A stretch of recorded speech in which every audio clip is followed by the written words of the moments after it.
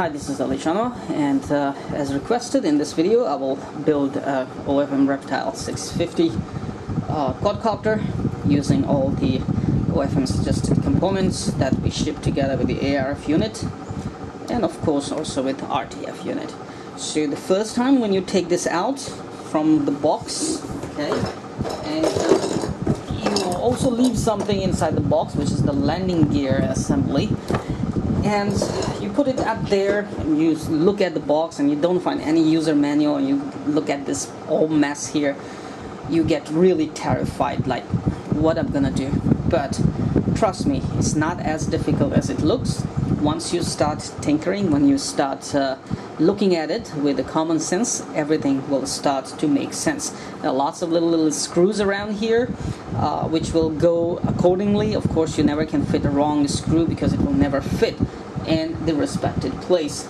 Apart from this, you will also get something like this with plastic towers in it. These are to mount the flight controllers, but you're going to use a DJI flight controller, so you don't need this kind of thing, because these are used for those El Cheapo KK board kind of flight controllers. Stay away from those boards. So these, just toss them away or keep them for later use. For now, let's start the build. First thing first, what you need to do is add the motors to the arms. You can choose to run the ESCs and motor cables outside and keep it ugly as I do, or you can choose to put it inside neatly. So what I'm gonna do is trying to go with the neat setup for now. So I'm gonna run the motor cables from inside the arm.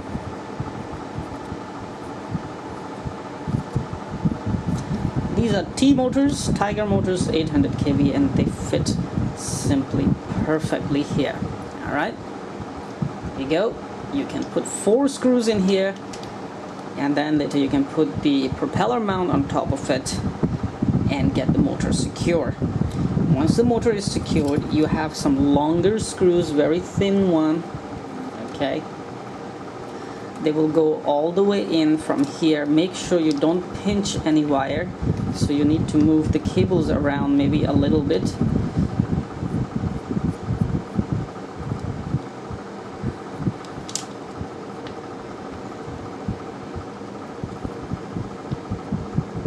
And looking at it this way, I am successful, making sure no cable is touched. There's a small nut down here, so this one will tighten. Do not over tighten it for now.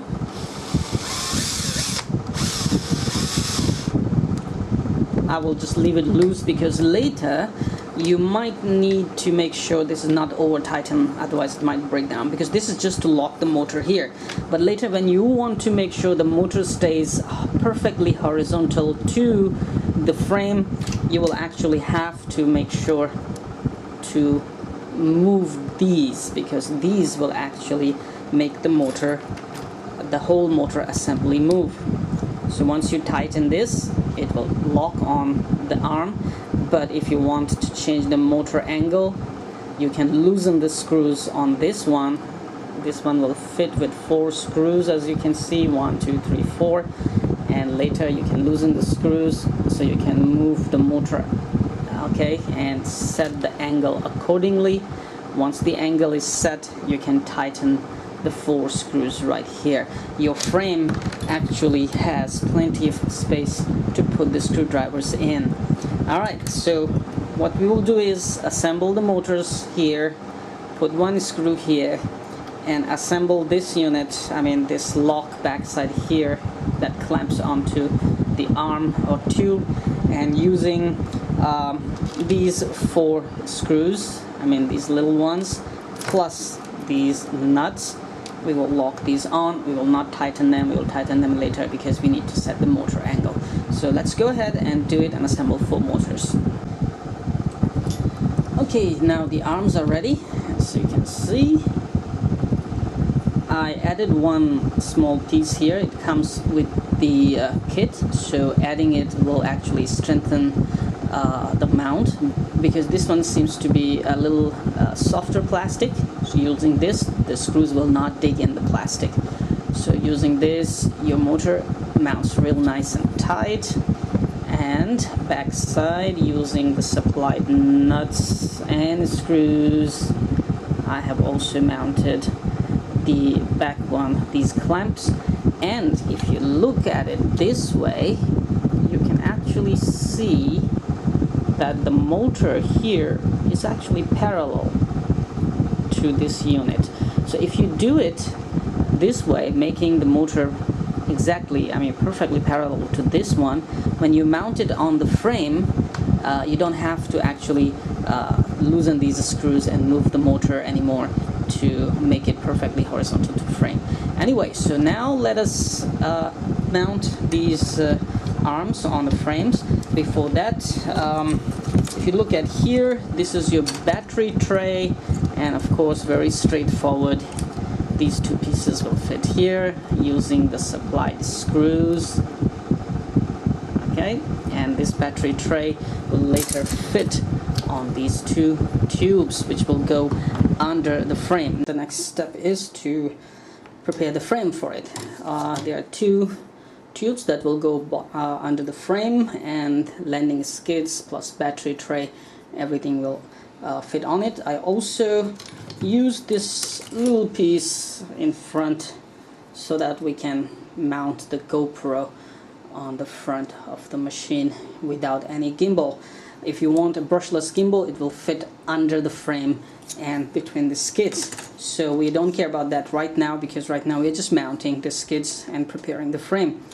If you look at the frame, you can easily move these two pieces on the tube so that one fits on the frame top. As you can see here, two lines, so one hole and one line here will fit one side of that piece, and the other piece will actually align at the back here. So you can see these three cuts, and there are two screws here, so they will fit right here, one and two. Alright, once they're fit, we can put on the landing skids or battery tray, and front something for the GoPro DIY.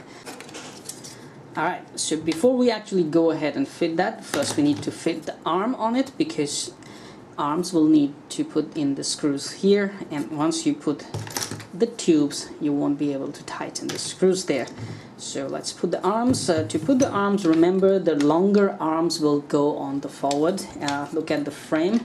This is your rear and back side. Okay, this is your back side, this is your front side. So the longer arms will go to the front. Okay, and they will fold all the way back right here.